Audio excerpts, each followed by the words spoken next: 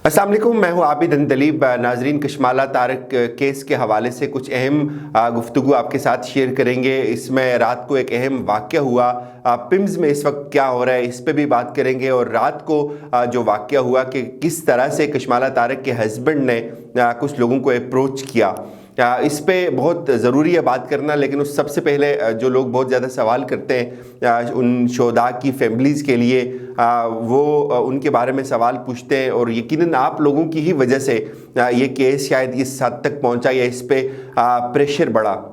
यहाँ एक और चीज़ बताना बहुत ज़रूरी है जो इंतहाई दुख के साथ मैं आपको बता रहा हूँ। हम अभी तक सिर्फ उन लोगों की बात कर रहे थे जो इस हादसे में खुदा को प्यारे हो गए, जो मर गए, लेकिन जो ज़िंदा हैं, किस हालत में वो ज़िंदा हैं, वो तड़प रहे हैं 2 सरकारी अस्पतालों में, उनका किसी ने कोई जिक्र नहीं किया। वो उनके ऊपर क्या गुजर रही है, उनकी क्या कैफियत है, ना मीडिया उनके पास पहुंचा और ना कशमाला तारक के लोग उनके पास पहुंचे। इस वक्त वो लोग किस तकलीफ़ से गुजर रहे हैं, इस पे भी ज़रूर बात करेंगे। सबसे पहले तो मैं आपको बताऊं, मैं मीडिया को बड़ा आज सलाम पेश करता हूं, खराज तहसीन पेश करता हूं मीडिया को कि जिसने एक कातिल की पूरी प्रेस कॉन्फ्रेंस दिखाई, जिसने एक कातिल को पूरे तकरीबन 15-20 मिनट की कवरेज दी, उसकी सारी बातों को नशर किया, लेकिन वो मीडिया मकतूलीन तक नहीं पहुंच सका।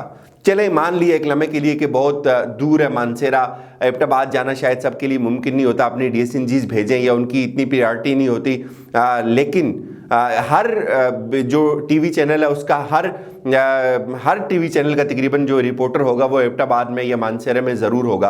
आप उनसे एक रिपोर्ट बनवा सकते थे। आप उनका जो मुतासरीन है उनकी फैमिलीज़ के साथ, मुक्तलीन के साथ उनकी गुफ्तगू कर सकते थे, उनके दुख में उनके दुख को दिखा सकते थे, उनके दुख में शामिल हाल हो सकते थे, लेकिन आपने ऐसा नहीं किया। चले उस बात को भी छोड़ें, रिपोर्टर्स भी वहाँ नहीं गए, लेकिन जो लोग 2 शदीद ज़ख्मी हुए नाजरीन इस वक्त जो पिम्स के अंदर है, मीडिया उन तक भी नहीं गया। ये अफसोस की बात है। जो जिस रात को मैं जिस बच्चे से मिला उसके अंदर से खून आ रहा है, उसकी हड्डियां टूटी हुई हैं, उसने क्या क्या मुझसे बातें की, लेकिन क्या मजाल कि कोई मीडिया उस तक गया हो, उसकी बात की हो। क्या किस मिजाज के हम लोग हैं, या कि जो कातिल होता है उसको तो भरपूर कवरेज मिलती है, लेकिन जो मकतूल होता है उसकी कोई बात नहीं की जाती, उसके ऊपर कोई रिपोर्ट नहीं बनती, उसकी कोई गुफ्तगू ही नहीं चलाई जाती, ना उसको रियासत पूछती है, ना उसको मारने वाले पूछते हैं, ना उसको आम इंसान पूछते हैं।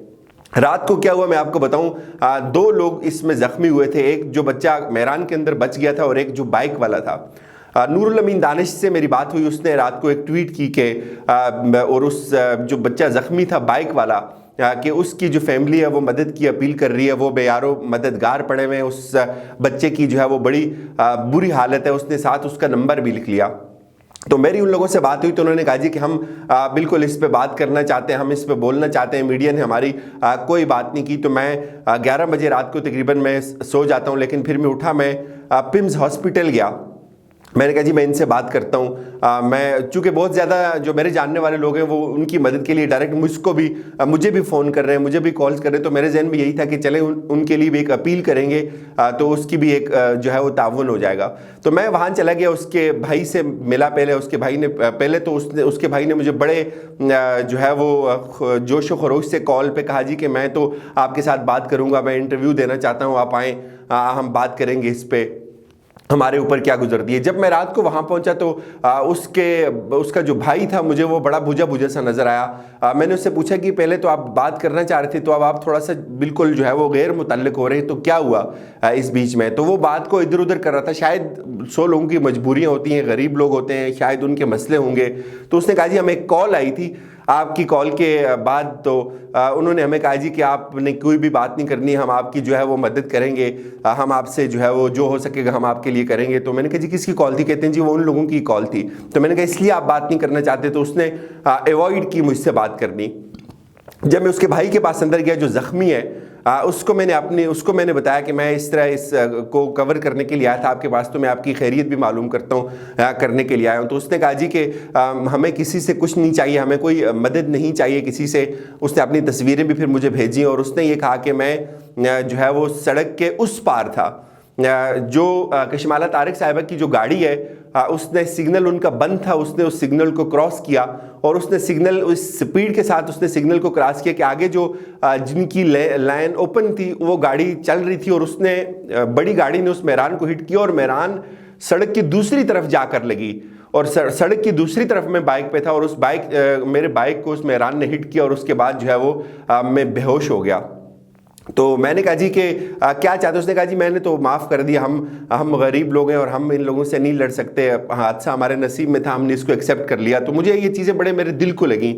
तो मैंने कहा जी अभी तक आपके पास कोई नहीं आया कशमाला साहिबा की तरफ से, कोई उनका फ़ोन चले वो मानसेरा नहीं गए होंगे, एबटाबाद नहीं गए होंगे, तो वो लोग यहाँ आ सकते हैं, अपने किसी बंदे को भेज सकते हैं। उन्होंने कहा जी बिल्कुल कोई भी नहीं आया, मैं और मेरा जो दूसरा जो बंदा जो बच गया था मेहरान के अंदर वो भी उधर दूसरे वार्ड में पड़ा हुआ है, उसकी भी बुरी हालत है, उसके लिए भी किसी ने कुछ नहीं पूछा, तो उसका पूछने के लिए भी कोई नहीं आया।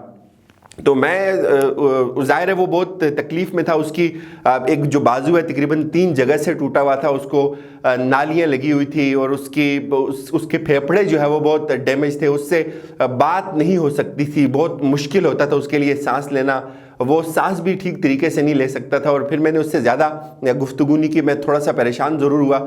उसके भाई को मैंने कहा, उसने कहा जी हम बात नहीं करते। बहरहाल मैं वहाँ से आ गया। नाज़रीन मेरा कुछ इसमें ये मैं बहुत दुखी दिल के साथ वहाँ से आया और मैं इस उधर जाके जो मेरी फीलिंग थी, ऐसे दिल कर रहा था कि बंदा इस निज़ाम को कम से कम एक दफ़ा लानत ज़रूर भेजे कि आप बंदे भी जो मर गए उनको तो छोड़ दें, जो ज़िंदा हैं उनको ना रियासत पूछ रही है और ना उनके लिए कोई प्राइवेट हॉस्पिटल है। वो जो ज़ख्मी हुए जो 7-8 करोड़ की गाड़ियों में थे वो कुलसूम हॉस्पिटल में जाते हैं, वो शिफा हॉस्पिटल में जाके अपना इलाज करवाते हैं। जो सड़क पे थे, बाइक पे थे, गरीब लोग थे जिनको मार दिया, जख्मी कर दिया, हड्डियां तोड़ दी, फेफड़े उनके तबाह कर दिए, मुंह से उसके खून आ रहा था, उस वक्त भी उसको नालियां लगी हुई थी, उसके मुंह से खून आ रहा था, उनको कोई नहीं पूछता। वो बेचारे सरकारी अस्पतालों में पड़े हुए, वो सांस भी नहीं ले सकते और उनकी जो तकलीफ़ है उसका शायद मैं खुद अंदाज़ा नहीं लगा सकता। इसलिए कि एक तरफ एक उसामा सत्ती को सिर्फ इसलिए गोलियां मार दी जाती हैं 22 के वो सड़क पे रुकता नहीं है उसको अगर पुलिस रोकना चाहती है, और दूसरी तरफ जो बंदा 4 लोगों को मार देता है, उनके ऊपर गाड़ी चढ़ा देता है, उसको जाने दिया जाता है, उसको छोड़ दिया जाता है, उसकी जमानत भी हो जाती है। मेरा सवाल यह है कि जो कई औरतें पाकिस्तान में नाजरीन जेलों में मर रही हैं, कई ऐसी औरतें जिनके ऊपर जो केसेस हैं वो भी फजूल बने हुए हैं, गलत केसेस बने हुए हैं, बेशुमार ऐसे केसेस हम खुद कोर्ट्स में देखते हैं। 10-10 साल बाद लोग बरी हो जाते हैं, औरतें बरी हो जाती हैं, वो मर रही हैं जेलों में। और यहाँ क्या होता है, यहाँ आप कत्ल करने वालों की जमानतें दे देते हैं, यहाँ आप कत्ल करने वालों को प्रोटोकॉल देते हैं, यहाँ आप कत्ल करने वालों को कवरेज देते हैं। तमाम इदारे कत्ल करने वालों के साथ हैं, तमाम मीडिया, तमाम निज़ाम इंसाफ कत्ल करने वालों के साथ होता है। जो गरीब होते हैं, जो कत्ल होते हैं, उनके बारे में कोई बात नहीं होती, उनके बारे में कोई हेडलाइन नहीं बनती। कितना सा मुश्किल था ये मुझे बताएं। किसी और बंदे को भेज देते, ये उसकी ट्रीटमेंट करवाएं, चले उसको खुद आप हट्टे कट्टे बिल्कुल ठीक है, फिट हैं आप अपने आप को ज़बरदस्ती अस्पताल में दाखिल रखते हैं कि यार नहीं बाहर गिरफ्तारी ना हो जाए। जिनको आपने मारा हुआ है, इतना आपको उन पर रहम नहीं आता कि जाएं घर से फूड उनके लिए भेजें, उनके लिए इलाज करवाएं, उनके आगे थोड़ा सा नादिब हूँ कि यार ये नसीब में तो था, अल्लाह की तरफ से था। हादसा इंसान के नसीब में होता है, अल्लाह की तरफ से होता है, लेकिन वो लानत किसके गले पड़ती है। अल्लाह हम सबको अपनी पनाह में रखे। मैं तंज नहीं कर रहा, लेकिन ये सिर्फ एहसास का नुक्ता है कि आप कम से कम उनके दुख में शरीक होते। कोई क़यामत नहीं आनी थी, कोई उन्होंने आपका गला नहीं फाड़ना। आप अपने बंदों को भेज दें, यार ये हमारी तरफ से हम इस पर बड़े नादम हैं, हमें बड़ी अजियत हुई है, हमसे ये हो गया है, कम से कम इनका इलाज हो जाए, इलाज अच्छा सा हो जाए। 3 पसलियाँ 4 उसकी टूटी हुई है, उस बेचारे की, जवान बच्चा है, यंग गरीब, अपनी बाइक पे जा रहा था, अपनी किसी मोबाइल का कोई कारोबार करता है किसी के साथ पार्टनरशिप पे, और वो बेयारों मददगार वहाँ पड़ा हुआ है सरकारी हॉस्पिटल में।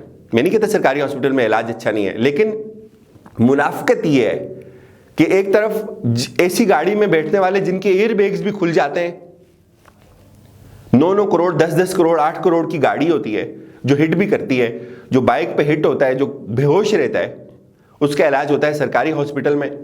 जो बेकसूर है उसको फिर पूछा भी नहीं जाता, और अपना इलाज होता है बड़े महंगे हॉस्पिटल में, और कुछ होता ही नहीं है लेकिन फिर भी कहते हैं कि हमें आप दाखिल रखें।